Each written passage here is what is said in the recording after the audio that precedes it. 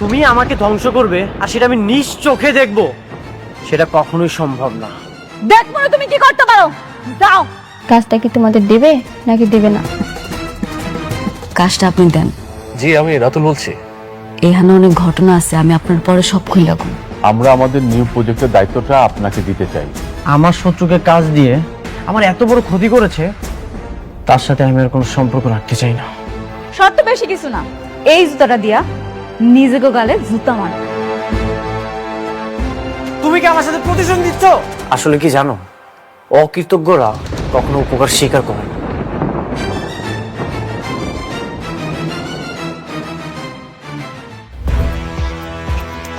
আমি কোনো ঝামেলা চাই না। This is one way road. তোমাদের গাড়িটা রং সাইড আছে, তোমরা গাড়িটা পিছাও।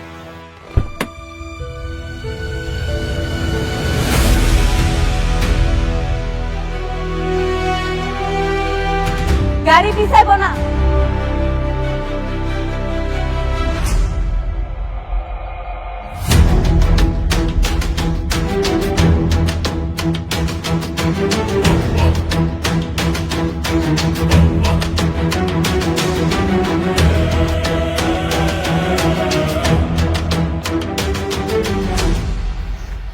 ও তুমি? পিঁপড়ার দেখি পাখা গজিয়েছে। পিঁপড়ার না, এই মেঘলার পাখা অনেক আগেই গজাইছে, সেটা আপনি দেখতে পান। ন্যূনতম পড়াশোনাটুকু তো করনি। কোনটা ওয়ান ওয়ে রোড কোনটা টু ওয়ে রোড সেটাও হয়তো জানো না। তোমার গাড়িটা রং সাইড আছে, তুমি গাড়িটা পিছাও। রাস্তা যাইরাই হোক, আমি একবার কইলাম না আমার গাড়ি এক পাও পিছাইব না, এটাই আমার শেষ কথা। নতুন নতুন গাড়িতে চড়ে কি অহংকার বেড়ে গেছে?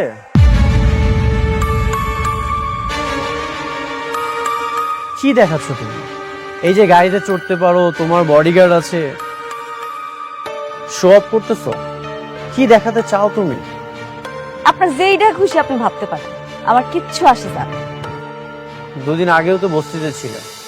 বস্তির মানুষ যে নতুন গাড়ি পেলে অহংকার বেড়ে যায়, সেটা তোমাকে না দেখলে আমি বুঝতে পারতাম না। এতদিন শুধু শুনেই এসেছি। ও এখন বস্তির মানুষ? আপনি মনে হয় ভুলে গেছেন, এই বস্তিতেই আপনি খাইছেন, দাইছেন আর ঘুমাইছেন। বস্তির মানুষও যে মানুষ হয় সেটা ভুলা যাবে না, মনে রাখবেন। দুদিন আগে তো তুমি ফকির ছিলে, অস্বীকার করতে পারবে? অস্বীকার তো করতেছি না, আপনার মতো স্বার্থপর না। যদি স্বার্থপর হইতাম তাহলে এই স্বার্থের খাতিরে অনেক ক্ষতি করতে পারতাম। আর কি ক্ষতি করতে চাও তুমি? হ্যাঁ, আবার জুতা তুলবা? এখন তুমি আমাকে জুতা দিয়ে মারবা? তুমি আমার এইখানটাতে আঘাত দিয়েছ, তুমি ভুলে যেও না তুমি আমার ওয়াইফ। আর যদি উল্টাপাল্টা কিছু করো, আমি কিন্তু বাধ্য হবো তোমাকে ডিভোর্স দিতে।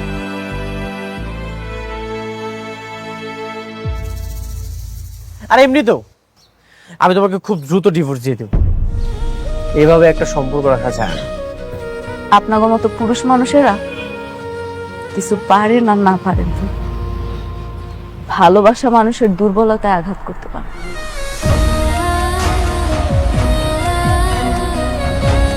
একটা মেয়ে কখনোই তার সংসার ভাঙতে যাবে, তার সংসার গড়তেছে। এত কিছুর পরেও আমি মুখ বুঝে সব কিছু চুপচাপ সহ্য করছি। আপনি ঠিকই কইছেন মিস্টার অনিক, আপনি সবসময় ঠিক ছিলেন, আমি ভুল ছিলাম, আমি অহংকার। আপনার রাস্তায় কাটা হয়ে দাঁড়াইছি তো, এই কাটা সইরা গেল, চলে দেখছি। আপনার রাস্তায় আপনি যান,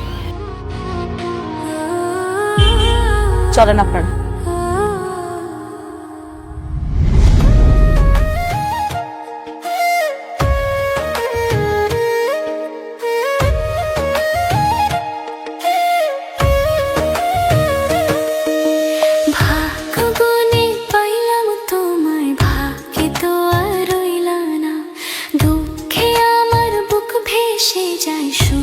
দেখা হইল না, তবু আমি তোমার আশা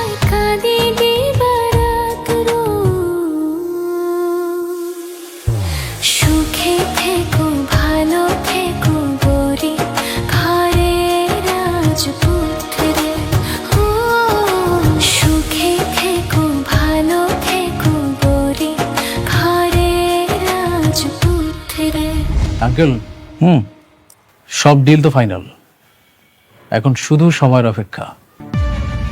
কাজ করবো আর টাকা কামাবো। এবার আমি 100 কোটি টাকার মালিক হব। বাহ,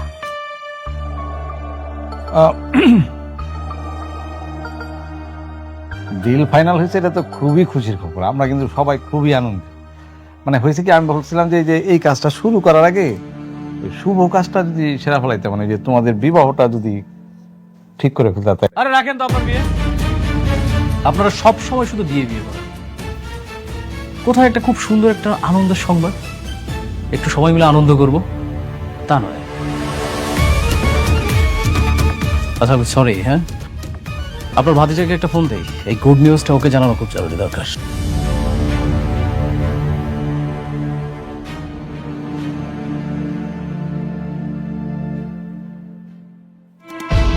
তুই আমাকে কেন কল করেছিস? কে বন্ধুকে অভিনন্দন জানাবি না? আমি তো শালিমা গ্রুপ অফ ইন্ডাস্ট্রিজের প্রজেক্টটা পেয়ে গেছি। কি মিষ্টি খাবি না? মিষ্টি নিয়ে আসবো তোর জন্য। কেন কল করেছিস সেটা বল। কেন কল করেছি জানিস না? তোর বউ সেই প্রজেক্টটা তোকে না দিয়ে আমাকে দিল। একটা জিনিস কি জানিস, তোর বউ না তোর ভালো চায় না। এই বিষয়টা না আমার কাছে কেন কত যে আনন্দ লাগতেছে। আনন্দ হচ্ছে, এই আনন্দের অবশ্যই একদিন আমি জবাব দেব। শোন, তুই আমার একটা চুলও ছিটতে পারবি না। যদি ছিটতে পারিস তাহলে ছিড়িস। তুই দেখবি একদিন আমি অনেক টাকা মালিক হব, কোটি কোটি টাকার মালিক। তখন তোর বড় লোক শ্বশুর আছে না, তোর বড় লোক শ্বশুরের থেকেও আমার একটা বড় কোম্পানি থাকবে, আর তুই আস্তে আস্তে ধ্বংস হয়ে যাবে। ঠিক আছে, আমিও দেখতে চাই তুই আমার কি করিস। তোদের সবাইকে আমি একে একে জবাব দেব, কেউ রেহাই পাবি না। আমি অপেক্ষায় থাকলাম তোর কল্পিত সময়ের, দেখবো তুই কি করতে পারিস। ওকে, গুড বাই, টাটা বন্ধু, ভালো থাকিস।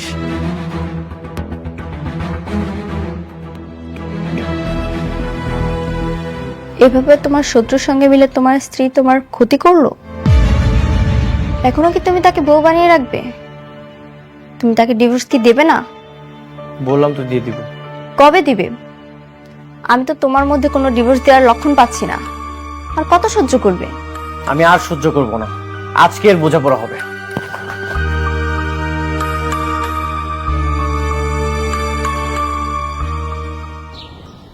মেঘলা, মেঘলা, মেঘলা বাইরে আসো।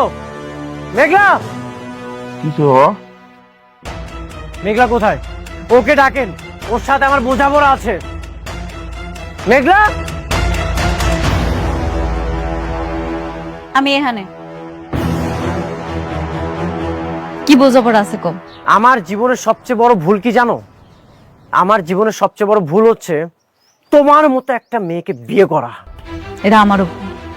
তোমার মতো কোটিপতির বিয়া কইরা আমি আমার জীবনটা শেষ করে ফেলাইছি। তোমার তো সৌভাগ্য যে আমি তোমাকে বিয়ে করেছি, আর এই যে আপনারা একটা অকৃতজ্ঞ। অকৃতজ্ঞ আমরা কি করছি আমরা? আর তুমি আমাকে জন্য কি করছো? 7 তালা কি দালান বাইন্দা দিছ? আর এই দালানে আমরা শুয়ে বসে আরাম করি, দাসী বান্দিকে কাম করে, তাই তো? কি বললেন? আমি আপনাদের জন্য কি করেছি, কি করি নাই সেইটা বলেন। বাবারে, আমরা জানতাম না তুমি কোটিপতি, আর এটা যাই না আমাকে মেয়েরে তোমার কাছে বিয়া দেই নাই। শোনো, টাকা পয়সা দিয়া সবকিছু হয় না, সবকিছুর মাপকাঠি না। ও আচ্ছা, এখন টাকা দিয়ে কোনো কিছু মাপকাঠি হয় না। এই যে আপনারা আমাকে ধ্বংস করার প্ল্যানিং করেছেন। প্ল্যান? কি কাব্বা? শোনো, তোমারে নিয়ে যে প্ল্যান করমু এই সময় আমগো নাই। সেই সময় আমাকে নিয়ে কেন থাকবে? এখন তো তোমার সব সময় নাইট ক্লাবের সেই রং বেরঙের মানুষদেরকে নিয়ে। এখন তো তোমার চলাফেরা বড় বড় অফিসার, বড় বড় পোস্টে যারা আছে তাদের সাথে। অনেক সামলা কথা কও। আমার বস্তিতে আইয়া তুমি আমারে অপমান করবা, তোমারে আমি ছাইড়া দিমু? এমন মাইয়া আমি না। তুমি নষ্টামি করে বেড়াবা আর আমি তোমাকে নিয়ে কিচ্ছু বলবো না, এটা তুমি কল্পনা করলে কিভাবে? আমি তোমাকে আজকে ফাইনাল ডিসিশন জানাতে এসেছি। ফাইনাল ডিসিশন আমি জানিয়ে দিই। ডিসিশন? কি কি ডিসিশন তুমি দিতে চাও শুনি? আমি তোমাকে ডিভোর্স দিতে চাই। আমি তোমাকে ডিভোর্স দিয়ে আমার ভুল থেকে আমি মুক্তি পেতে চাই। আমি সেই দিনই বুঝতে পারছিলাম, যেদিন তুমি আমার চোখের সামনে টাকার জন্য আরেকটা মেয়ের বিয়া করে ফেলাইছো। আমি তোমার সেই দিনই মুক্তি করে দিছি। এইভাবে না, আমার অফিসিয়াল ভাবে মুক্তি চাই। আমাদের যে কাজে বিয়ে পড়িয়েছিল তাকে বলেন সব ডিভোর্সের পেপার রেডি করতে। আমি আপনাদের সাথে কোনো সম্পর্কই রাখতে চাই না। আমাকে ধ্বংস করার জন্য নিজের ইজ্জতটা ব্যবহার না করলেও পারতে। তুমি যে এতটা খারাপ সেটা আমি কখনোই কল্পনা করিনি।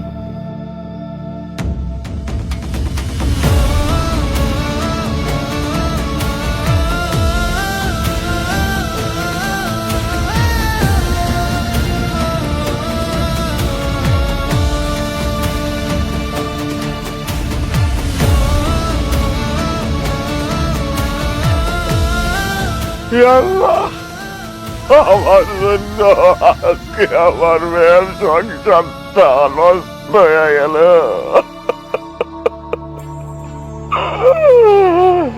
এই জন্য আমি দায়ী। আমার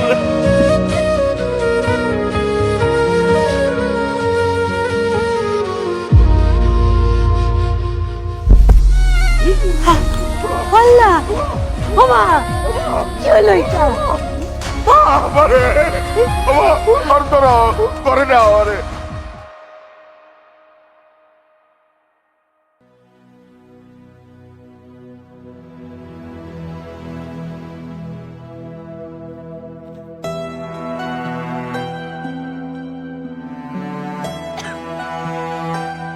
আপনার বমি বমি ভাব হয়? আচ্ছা, খাওয়া দাওয়া রুচি আছে? বুঝতে পেরেছি।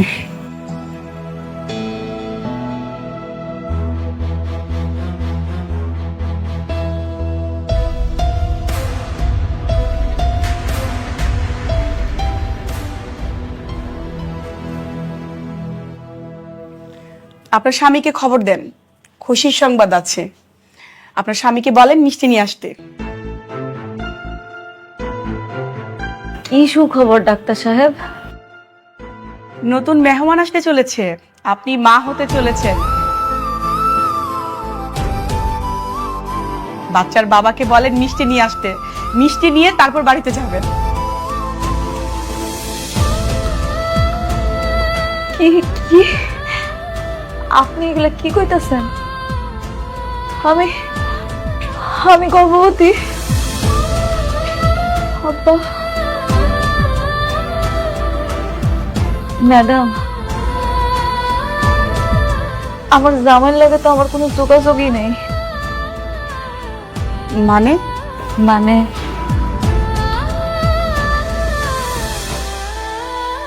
আমার জামাই আরেকটা বিয়ে করছে, এখন সে আমার ডিভোর্স দিতে চায়। তাহলে তাহলে আমার সন্তানের এখন কি হইব?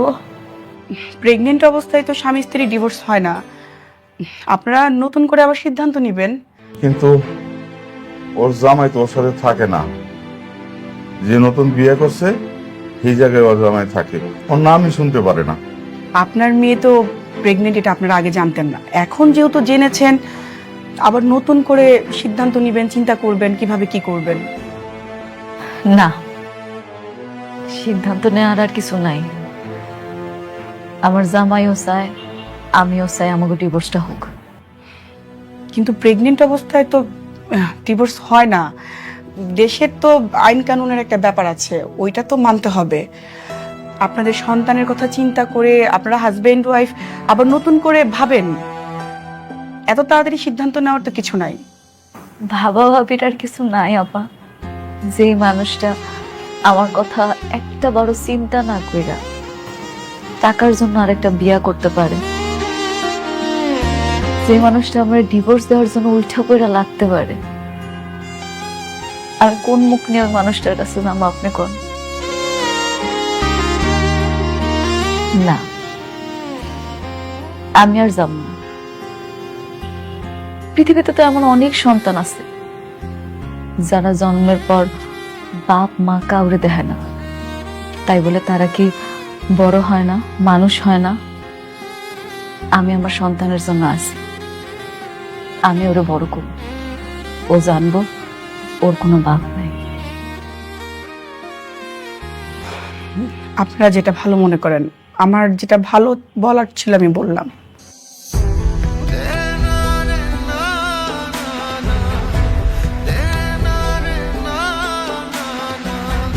ঠিক আছে ডাক্তার আপা, আসি। আব্বা চলো।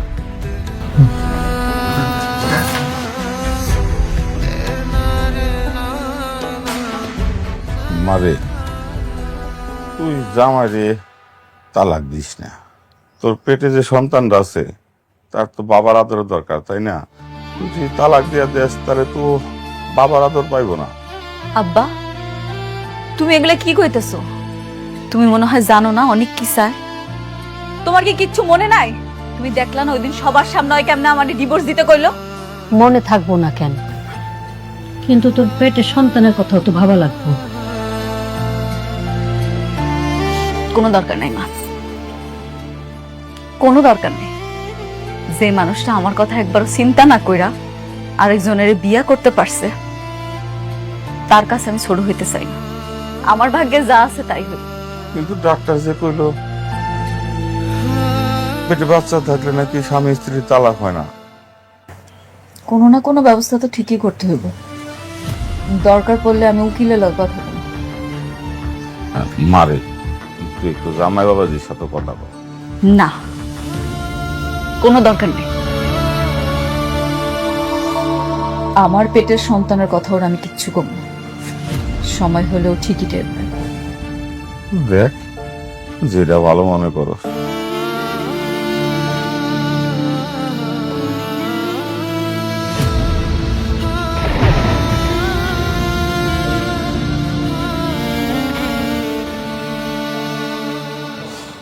এখন আর কোনো সমস্যা নেই, লোনটাও হয়ে গেছে, শালিমা গ্রুপের সাথে চুক্তিটাও হয়ে গেছে।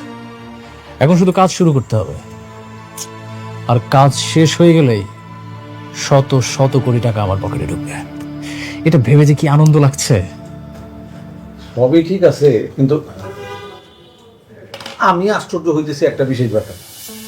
অনেকের বউ তোমার এই কাজটা দিছে, আমি কিন্তু ভাবছিলাম যে জেদের বসে তোমার শেষ পর্যন্ত সে কাজটা দিবই না। আমি না একটা জিনিস বুঝতে পারছি না, কি?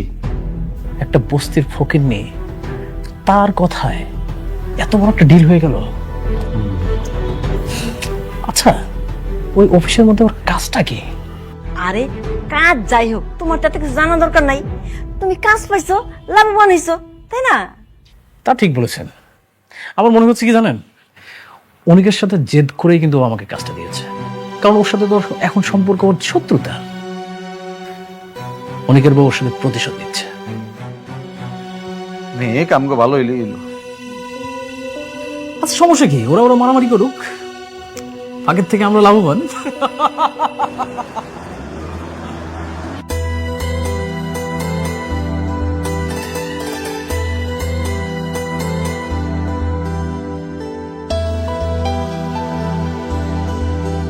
কি ব্যাপার, আপনারা সবাই এখানে খাড়া রয়েছেন যে? Madam, congratulations.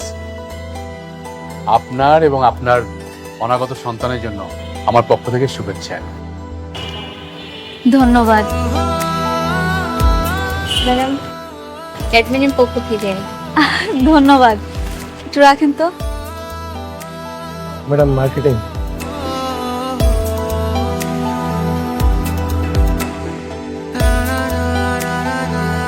ধন্যবাদ।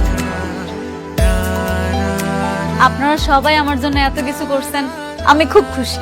ম্যাডাম, উনি হচ্ছেন আলতাফ চৌধুরী, আপনার সাথে মিটিং করার জন্য এতক্ষণ ওয়েট করছেন। আসসালামু আলাইকুম। চলেন না ভিতরে চলেন, মিটিং এ যাই। আসেন, রুমে আসি। চলুন আলতাফ সাহেব। আপনারা এগুলো নিচে নিয়ে যান।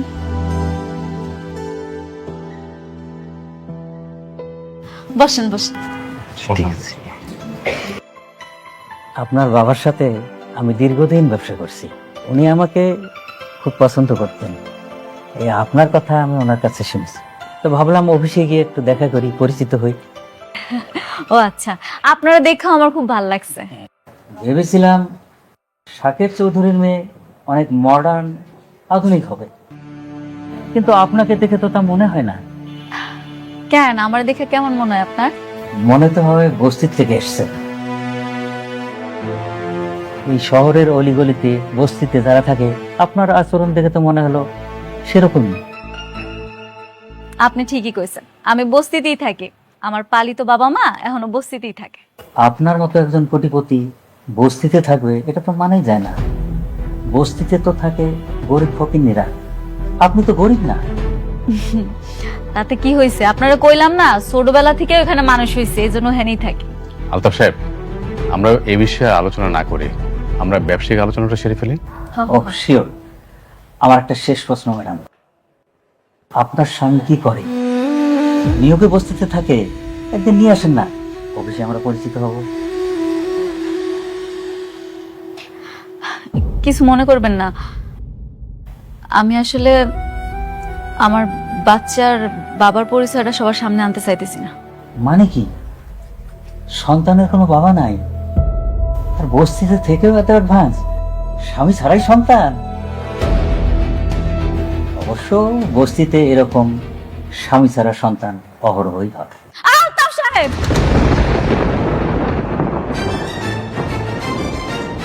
আপনি মুরব্বী মানুষ, আর তাছাড়া এই অফিসের সবচেয়ে পুরনো ক্লায়েন্ট। আপনার সাথে আমি খারাপ ব্যবহার করতে চাইতেছি না, ভালোই ভালোই বলতেছি। আপনি এখন আসতে পারেন স্যার। রিল্যাক্স, মাথা ঠান্ডা করেন। ম্যানেজার সাহেব, ম্যাডাম। আপনি উনারে এখন এখান থেকে চলে যেতে বলেন, নাইলে কিন্তু। জি ম্যাডাম। আলতাফ সাহেব, আপনার কি কোনো কমন সেন্স নাই? হ্যাঁ, আপনার সাথে আমাদের সমস্ত ব্যবসা বন্ধ। যান, আপনি কিন্তু জানতে পারেন। রমজান সাহেব, বস্তি থেকে উঠে আসা একটা মেয়ের জন্য আমাকে অপমান করতেছেন, আমি কিন্তু দেখে নেব। এটা আপনার প্রাপ্য ছিল। যান, আপনি বেরিয়ে যান। আরে জি ম্যাডাম। এই ভদ্রলোকটারে অফিস থেকে বাইর করে দাও, এরপরে যাতে অফিসের ত্রিসীমানা না দেখি, ঘাট ধাক্কা দিয়ে বাইর করে দিবা। জি ম্যাডাম। উঠেন। আমার হবে না ম্যাডাম, আমি এর প্রতিশোধ নেব।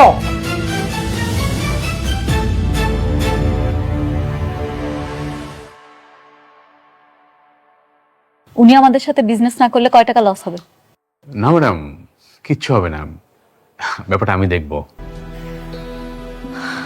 সরি ম্যানেজার আঙ্কেল, আসলে আমি ওনার কথাগুলো নিতে পারি নাই। ম্যাডাম, আপনি উচিত শিক্ষা দিয়েছেন, এইসব লোকদের এরকম শিক্ষা দেওয়া উচিত।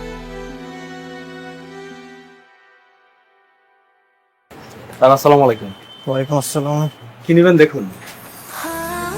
দেখো কি পছন্দ হয় তোমার।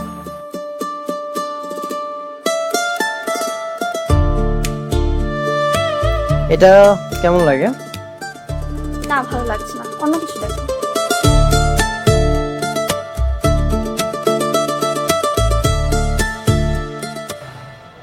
এটা তো খুব সুন্দর।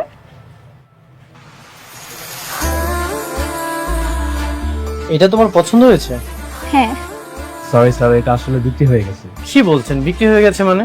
মাত্রই তো আমি হাতে নিলাম, হাতে থাকা অবস্থায় কিভাবে বিক্রি হয়ে গেল? আসলে স্যার, আপনার আগে একজন কাস্টমার এটা নেবেন বলে কনফার্ম করেছে। আমি এখন এটা প্যাক করব। এটা কত টাকায় সেল করেছেন? শাড়িটার দাম 2000 টাকা। 2000 টাকা? ঠিক আছে, আমি আপনাকে 10,000 টাকা দিচ্ছি। দেখেন, এটা আমার ওয়াইফ পছন্দ করেছে, যে কোনো মূল্যেই হোক এটা আমি নিতে চাই। আসলে স্যার, সবকিছু তো টাকা দিয়ে কেনা যায় না, তাছাড়া এটা অন্য কাস্টমার নেবেন বলে কনফার্ম করেছে। কে নিয়েছে? ওইটা আমি নিছি।